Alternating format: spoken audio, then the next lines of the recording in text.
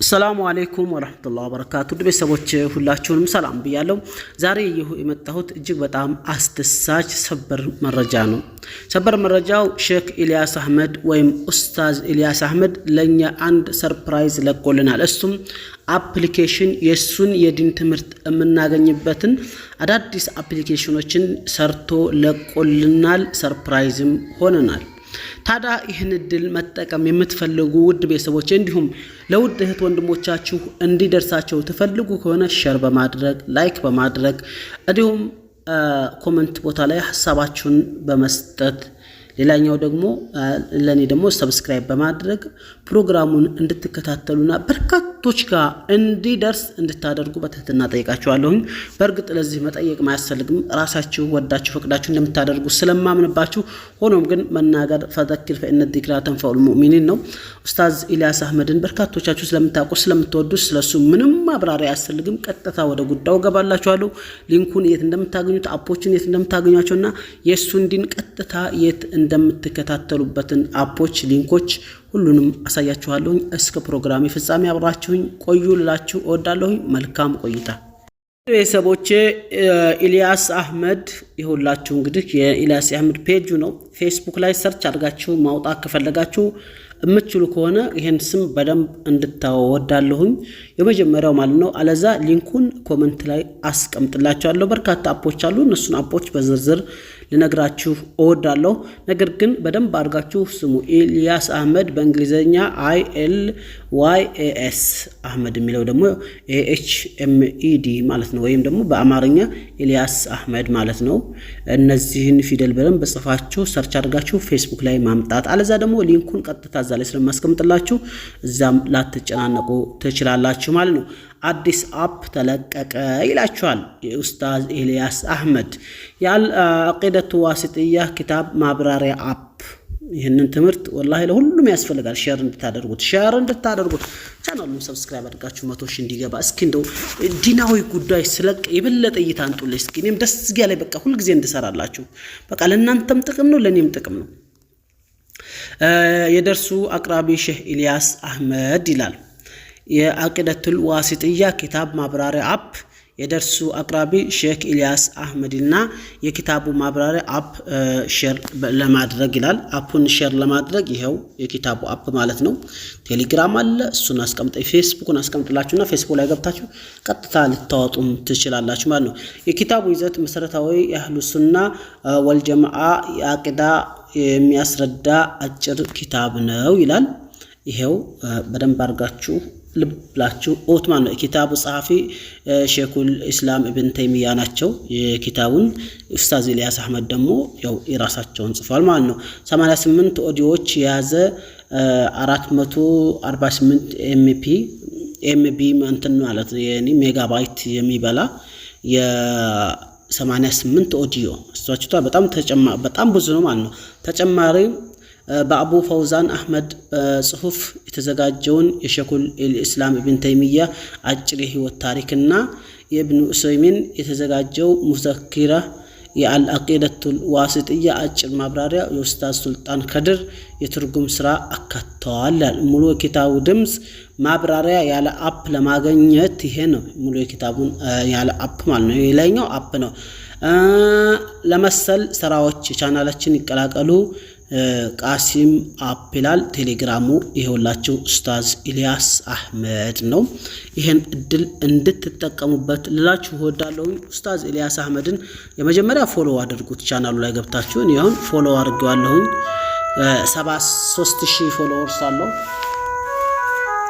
73000 ፎሎወር አለው እንደምታውቁ 73000 ፎሎወርስ አለው ዩቲዩብ ላይ ማነው ፌስቡክ ላይ 4 ሰው ራሱ ፎሎ አድርጓል 839 ፖስቶች አሉት ማለት ነው 839 ፎቶ መሆኑ ጽሁፍ ሼር አድርጓል ላችሁ ወዳለው በደንብ አድርጋችሁ ቼክ አድርጋችሁ ገብታችሁ እንደዚህ የኡስታዝ ኢልያስ አህመድን ትምህርት ዕውቀት መማር ትችላላችሁ ስላችሁ በደስታ ነው። ኮርቼባችሁ ነው።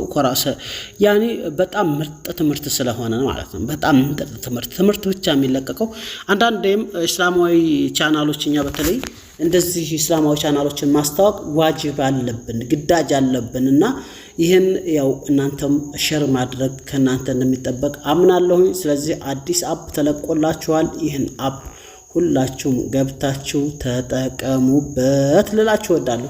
ተጠቀሙበት፣ ላይክ አድርጉት። እሱም ጋር ገብታችሁ ላይክ አድርጉት። ይሁት አሁን ይሄን 143 ሰው ሼር አድርጎታል። 21 ሰው ላይክ አለ። እንት ማኑ ኮሜንት አለ። 868 ሰው ላይክ አድርጎታል። ይሄ 8 ሚሊዮን ነበር መሆን ያለበት። የምር የሚገርም ነው። ስለዚህ እናንተም ገብታችሁ ላይክ እሱንም ላይክ በማድረግ የኔንም ላይክ በማድረግ አብራችሁኝ ቻናሌም እንዲያድግ እኔም ደግሞ እንደዚህ ያሉ እስላማዊ ዕውቀቶችን ማምጣት ዋጅብ አለብኝ ልላችሁ እወዳለሁ። የሱ ይሄን ይመስላል። ወደ ሌላ መረጃ እናልፋለን። አሁን በድጋሚ አብራችሁን ቆዩ። ሊንኩን ኮሜንት ላይ አስቀምጥላችኋለሁ። አሊያ ደግሞ ኮሜንት ላይ ያስቀመጥከውን አይደለም ሰርች አድርገን እንለማመዳለን ካላችሁ ግቡ። 43000 ፎሎወርስ ነው ያለው፣ እንዳትሳሳቱ።